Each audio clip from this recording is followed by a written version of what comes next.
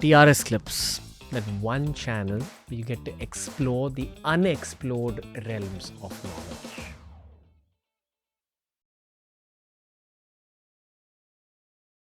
Kind of wonder why so many Narasimha temples are abandoned in our country. It doesn't make sense to me. Not just Narasimha. So many were abandoned. But with Narasimha, the ones that are abandoned, it was either there was heavy Mughal invasion area or space, and then there was a lot of false, nonsensical stuff spread about Narasimha by, unfortunately, interesting self-proclaimed teachers or gurus who had different agendas or they want to only give praise to Shiva or Devi or Balaji. Yeah, so they don't want to. So it becomes again an ego-based type of thing, which is, I see Krishna, I see Narasimha, I see Narasimha, I see Krishna, I see Ram, Krishna. Then what to speak of all the stories of, I love Hanuman like crazy, and how Hanuman worships Narasimha, how as Ram Narasimha in Ahobilam, there's a form called Karanja, Ram Narasimha, because Hanuman is still believed to be here with us. Ahobilam. Is that where Prahlad and Hiranyakashipu were? That's what they believe, his palace. That was a part of his palace. Now, obviously, we're talking how many, lakhs of years ago, but so you don't see any remnants. Where is it in the modern day? It's in Andhra Pradesh, in Kurnool district. You can fly to Kadapa, an hour drive by car. Unfortunately, I made the place famous and ruined it. Prahlad was a Telugu boy. Perhaps, yeah. Possibly.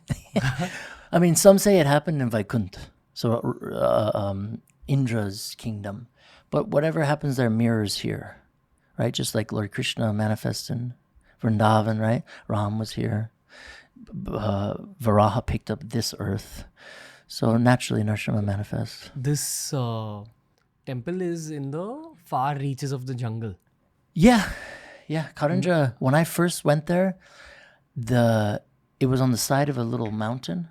The deity was just sitting outside on the ground. There's 9 temples. It's called Nava Narasimha Kshetram. So everyone has gone there. It's mentioned in the Ramayana. Lord Ram went there and he chanted the Rana Vimochana Narasimha Stotram, which he asked that Lord Narasimha himself remove all of the debt from his devotees' lives. Not credit card debt and all this stuff, but karmic debt. Beautiful prayer, one of my favorites. And Madhva Ramanuja Shankara went there. Chaitanya Mahaprabhu went there. The Saptarishis, Nardish, is mentioned in every Purana. The Pandavas went there. It's mentioned in the Mahabharata. So clearly it's verified, as I say. And so that's what started. That was the heart that keeps my Narasimha love. Started my Narasimha love beating. So you've seen more than 1,000 temples? Yeah. This one's probably your favorite. Oh gosh, that's a toughie. I get asked that all the time, man. I would say Ahobilam holds the most special place in my heart. Out of all of them. I've been there over 250 times. What does it feel like? Every time I go there, it feels like it's the first time I've been there. And it's like the first time I'm seeing him there and experiencing his people that go there who are so addicted to him, so fanatic to his love, Even the Brahmins, sometimes I meet, even though I've known them for 30 years, it's like I'm meeting them the first time. And it feels like ever youthful and yeah. Maybe the place just reached out to people through you. Yeah, I missed the early days because literally 9 temples, 8 of them were unworshipped. Nobody cared about them. What was in it?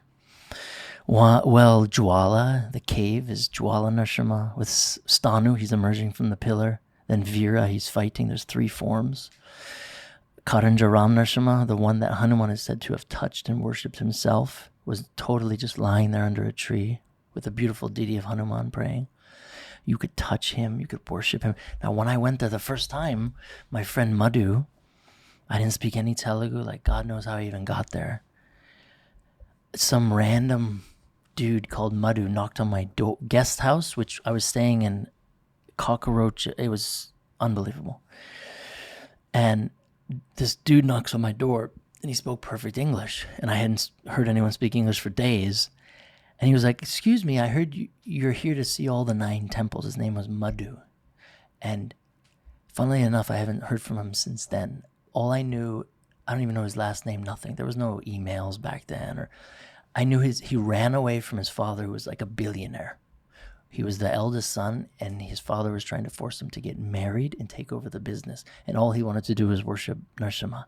So he ran away to Ahobilam. And here he is knocking on my door. He's like, I was like, of course, like there's 9 temples. He's like, I'm going to see them all tomorrow in one day. Is that okay? I was like, sure. And then that's when the crazy adventure started. Like we left at like 3:30 a.m.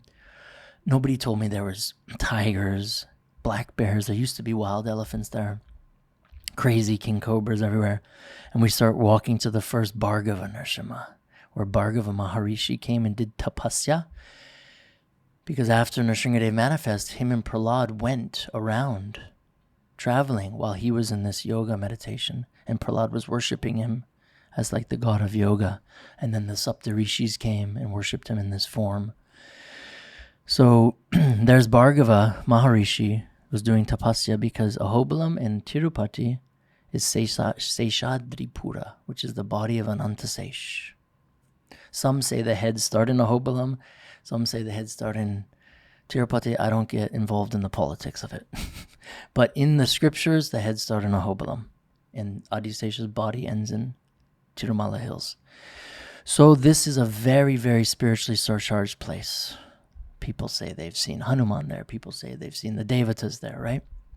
And we show up at this small mountain, and there's walking up the mountain to this Bhargava Narasimha deity. And this tiny old stone that's falling down, like he's just sitting in there. And Madhu lights a lamp and brings it in there, and he's killing Hiranyakashipu. First thing Madhu says to me, I hit the floor, pay obeisances. He says, come inside the inner sanctum. And I'd done puja since I was a kid. We go on the altar, we do the... So I go inside, and he goes, hug him. I said, like, hug him? He says, of course. Hug your father. So I immediately of course, I hugged the deity, small little deity. And I was like, like maybe whatever you want to call it, ecstatic, very hair-raising, trembling, not out of fear, but maybe joy, everything in one, all these emotions. Love, like this feeling you have which I never had, butterflies, And touch his feet, massage his feet, Madhu says. And so he kind of created this even more personal relationship with God. You're not allowed to go in temples and hug the Murlava, the main idol, right? But later on in my life, I would always think, but I wonder if the Brahmins do. They come in the morning and wake them up, and do they put their head on their feet, massage their feet? Do they why not, right? So that started that ecstatic addiction, overwhelming fearlessness more from Bhargava Narasimha. And that was very special because when we arrived, about 4:45 a.m., we had walked 3 kilometers, maybe another 6, and there was all these langur monkeys, totally asleep, all sitting somewhere right with Hanuman, leaning on his. They got their feet leaning on him, like you would a brother or your dad, and they're all around Narasimha, sleeping around the deity, which was leaning against a karanja tree. And Madhu was like, don't wake the bhaktas. Shh. So he lit a lamp, a diya, and we walked to Karanja.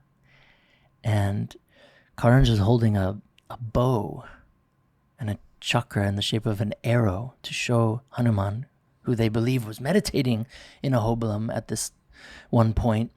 And he kept chanting Ram, Ram, which he does. And Narasimha appeared, and he was like, you are not my Ram. So to show apparently that he was, then he manifests in the greenish color with one hood of Adisesh and with the bow and the arrow. And the stone is like a greenish color. It's not your traditional, that black stone, So this deity was very special. And he was in the yoga form. And so I hugged him and and then the monkeys kind of woke up and they just saw us and they were just the light was on with the lamp and their eyes were just open watching us worship their Lord. And then I touched Hanuman's feet and then we kept going. Then Ahobilam Narasimha, the one that's in a cave where Prahlad worshipped, in between the two mountains in the gorge. And then we keep going. Kroda Narasimha, Varaha Narasimha inside a cave. And then Mohaloa Narasimha, where Lakshmi did tapasya to draw Narasimha back to her essence, to be united. And then a cave where they believe, was the cave that Narasimha or Vishnu caught Prahlad and showed him the two forms, called Prahlad Maharaj. And then time's getting on. And he said, we have a few more. Chatravata, where the Apsaras had nothing to offer Narasimha. They felt so sad. All we can offer you is our singing and our dancing. So they danced for Narasimha, and he appeared before him in this beautiful form of Chatravata, which means ever smiling. He's so a huge smile. And then Yogananda Narasimha. And then the last was Pavana, where Lakshmi and Narasimha are united in one as a husband and wife. Now, we started heading there at around 5 p.m. And the local pujaris were yelling at Madhu, hey, you can't go. And I was like, what's their deal? And he's like, oh, nothing. They're just saying I can't understand them. They're saying some gibberish. I don't speak Telugu, right? Which he did. And we had to walk up this huge mountain behind the Ugra Narasimha temple, and we get to the top and it's dark. And there's many pythons there too. There's a dead python on the road, on the path. And I was like, Madhu, is that okay? He's like, it's just a dead snake. So we start walking into the jungle. It's like an 8-kilometer walk. And it's pitch black. And I was like, do you know where you're going? He's like, yeah, you just keep walking. And I could see some sort of light after about 20 minutes and crackling, and the whole jungle's on fire. Bamboo. Big fire. But not really where we're walking. And then Madhu, I said, yo, are we going to be okay? He's like, yeah, it's good. It'll keep the wild beasts away. I was like, what do you mean? He's like, just the creatures in the jungle. And we walk for a few hours and we get to Pavana, which is again an abandoned temple. Tiny, little old stone temple. But it did have these rickety gates on it. The main entrance and the two sides. And I said, we have to go back. He said, no, we're going to sleep here. I said, what do you mean? He said, yeah, we'll sleep in front of them. We'll just shut these little gates. And he said, don't worry, you'll fall asleep. I'll tell you stories of Narasimha. So he starts actually chanting the Vedas. And he starts chanting Narasimha Mantras, and I fell asleep. I was out.